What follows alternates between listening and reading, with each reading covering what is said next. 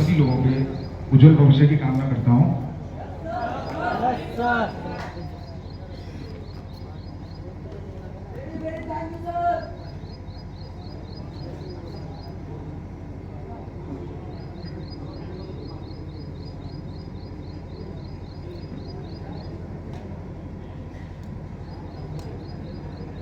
और आप लोगों को भी साथ साथ बहुत बहुत बधाई।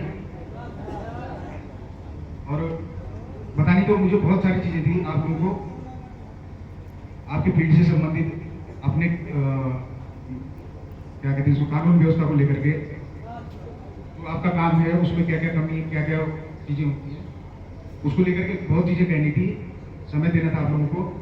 लेकिन आज हमारे उत्तराखंड के माननीय मुख्यमंत्री महोदय का प्रोग्राम है हरिद्वार क्षेत्र में, तो मुझे वहां जाना था। और वहीं जाने के लिए और जो फोन आप देख रहे होंगे वहीं जाने के लिए फोन आ रहे हैं मुझे बार बार, तो इसलिए मैं बहुत ज़्यादा समय आप लोगों को नहीं दे पाऊंगा। लेकिन इसी बीच 5 मिनट में मैं आपको जो मोटी मोटी चीज़ें हैं उनको बता दे रहा हूँ। देखिए, नंबर 1, आपकी कंपनी बहुत बड़ी कंपनी है, गेलवे कंपनी, बहुत अच्छा काम है आप लोगों का और बहुत बढ़िया आपके लोग हैं। इतने लोग तो मैं यहाँ पे मौजूद देख रहा हूँ आपके सामने। लेकिन इसके अतिरिक्त भी मुझे लगता है कि आपके यहाँ बहुत ज़्यादा संख्या में लोग होंगे जो आज किसी कारणवश यहाँ पे नहीं आ पाए हुए हो, या हो सकता है वो फील्ड में होंगे, है, और भी बहुत सारे लोग होंगे। तो बहुत बड़ी कंपनी है आप लोगों की, बड़ी ईमानदारी से, सत्यनिष्ठा के साथ आप सभी लोग अपना काम कीजिएगा। कई बार आपकी कंपनी के लोगों की शिकायतें आई थी, ये आप लोग जो है देखो घर से तो आ जाते हैं आप लोग, लेकिन कई बार आप अपने घर वालों से संपर्क करना छोड़ देते हैं। अभी मैंने इसी पिछले महीने में ज्यादा नहीं 3-4 लोगों को आप ही की कंपनी के जो लड़के यहाँ बोंगला पे रहते हैं, इनके क्या नाम, हमारे ये शिवराज चौहान जी लेकर के आए थे। इन्हीं के पास पहले शिकायत आई थी उनके पेरेंट्स की, लोगों को या मतलब अपने माँ बाप या भाई बहनों से किसी से संपर्क नहीं कर रहे हैं। तो देखो आप लोग काम कर रहे हैं तो किसके लिए कर रहे हैं? या मैं अपने घर से आया हूँ, मैं किस चीज के लिए आया हूँ? मेरी जिम्मेदारी किसके प्रति है? मेरी जिम्मेदारी है अपने परिवार के प्रति। ऐसे ही आपकी जिम्मेदारी आपके परिवार के प्रति है। अगर आप 2 पैसे कमा रहे हैं और उस पैसे का आपके घर वालों को कोई बेनिफिट नहीं मिल पा रहा है, या आप उनसे संपर्क ही तोड़ करके वो जो भी आप कमा रहे हैं उसको अपने आप ही खर्च कर दे रहे हैं या अपने ही शौक पूरे कर रहे हैं, तो इसका परिवार को क्या फायदा हुआ? भाई एक परिवार में इनमें से मुझे लग रहा है कि कई लोग ऐसे भी होंगे जो स्वयं जो है माँ बाप बन चुके होंगे। कई लोग होंगे यहाँ पे इस सभा में मौजूद, कई लोग ऐसे होंगे कि जो स्वयं जो है माता पिता बन चुके होंगे। तो आप समझ लीजिए कि माता पिता की कितनी बड़ी जिम्मेदारी होती है।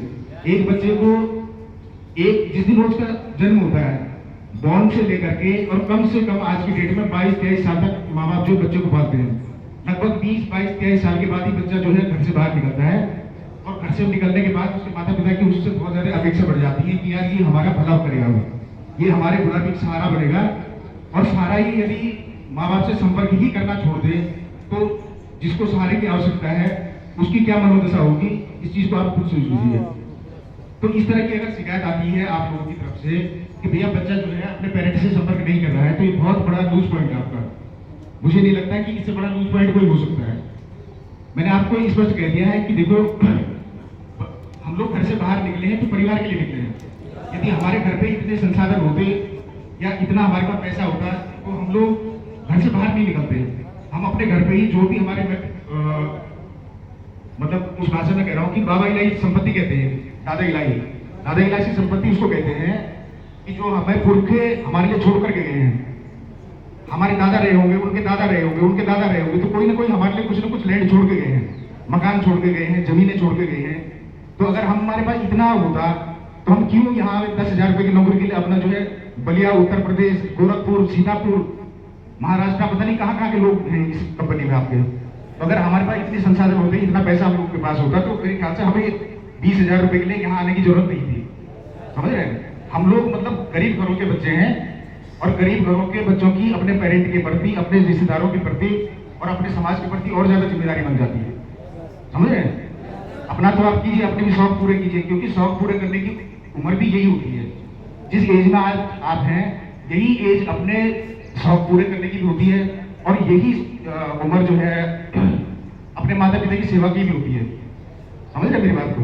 आपसे कई आपके छोटे भाई बहन होंगे जो अभी स्कूल कॉलेज कर रहे होंगे, उनकी फीसें हैं, उनके और कई लोग हॉस्टलों में रह रहे होंगे, हॉस्टल की फीस है, कई चीज़ों की जिम्मेदारी ऐसा हो सकता है कि आप ही के कंधे पे होगी कि आप देंगे तो वो पड़ेगा, है कि नहीं? माना आप जो है यहाँ पे नौकरी कर रहे हैं, आपका छोटा भाई है, जब आप उसको जो है पूरा प्रॉपर सपोर्ट करेंगे तभी तो वो भी आगे चल करके कुछ करेगा।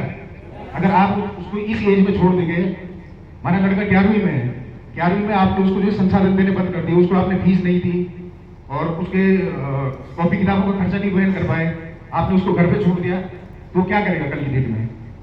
आप लोग तो यहाँ तक भी आ गए हैं, मुझे लगता है कि वो आदमी यहाँ भी नहीं आ पाएगा, वो बच्चा आपकी जिम्मेदारी भी नहीं ले पाएगा, आपकी सीट भी नहीं ले पाएगा, समझ रहे? तो सबसे पहली व्यक्तिगत जिम्मेदारी अपनी समझिए, अपने परिवार की समझिए, ठीक है? ये चैप्टर क्लियर कर रहा हूँ ये वाला। आइए अब दूसरे चैप्टर पे ले जाता हूँ आपको। आप लोग सभी बाहर से आए हुए हैं, जहाँ पे भी आप निवास कर रहे हैं उसके आसपास में जो भी थाना हो, जो भी चौकी है, आप उस थाना चौकी में जाइए, अपना एक आधार कार्ड लेकर के, ठीक है? एक इंडिविजुअल है, ये नहीं कि साहब हम 10 लोग जो है एक कमरे में रह रहे हैं और एक आदमी थाने में आकर के उसने अपना 10 लोगों के वो ले आया, क्या कहते हैं उसको, आधार कार्ड और जो भी डॉक्यूमेंट्स है, इसमें मेन आधार कार्ड ही आपका, क्योंकि आधार कार्ड की वैल्यू आज की डेट में इतनी है कि आप अगर खाता भी खुलवाते हैं तो आपको जो है सबसे मैंडेटरी है कि आपको जो है आधार कार्ड की आवश्यकता है या नहीं? सभी लोगों के खाते होंगे तो मैंडेटरी हो, तो सब जगह वही चीज चलता है, क्योंकि जिस दिन आपको आधार कार्ड इश्यू हुआ है उस दिन आपका थंब लगा है उसमें। अगर आपका Aadhaar card by the way miss हो गया है तो जब तक आप उसको दोबारा बनाने के लिए दोबारा जो है क्या कहते हैं बोलते उसको, ये जन सहायता केंद्र वहीं से बनते हो, अगर आप वहां जाते हैं और थंबप्रिंट की आवश्यकता वहां पे भी होती है, जब आप थंबप्रिंट लगाएंगे वहां पे उसके बाद ही आपको जो है दोबारा उपलब्ध हो पाएगा। तो आप जो है अपना आधार कार्ड लेकर के, और एक फॉर्म मिलता है उसका, किराएदार का सत्यापन कहते हैं उसको, किराएदार का सत्यापन भी है और नौकरों का भी सत्यापन है, जो भी बाहर से आदमी आया है उसका सत्यापन है वो, ठीक है? उसमें ये होता है कि हम लोग, आप जहां से आए हैं, आप किसी भी प्रदेश से आए हैं, किसी भी राज्य से आए हैं, किसी भी गांव से आए हैं, तो आपके गांव में वो कागज जाएगा हमारा, उसमें हम तस्दीक करेंगे कि ये आदमी भैया यहाँ का है भी या नहीं है, क्योंकि इंसिडेंट कितने होते हैं आप लोगों को पता है। आप ही के कमरे में एक आदमी आएगा अभी जिसको आप जानते नहीं, पहचानते नहीं है, लेकिन उसने कंपनी की तरफ से फॉर्म फिल किया, कंपनी ने उसको जो है जो भी आपका जो भी लेना देना होता है आपका कंपनी का, कि 20,000 रुपये आप जमा करते हैं बच्चे से पहले, है ना?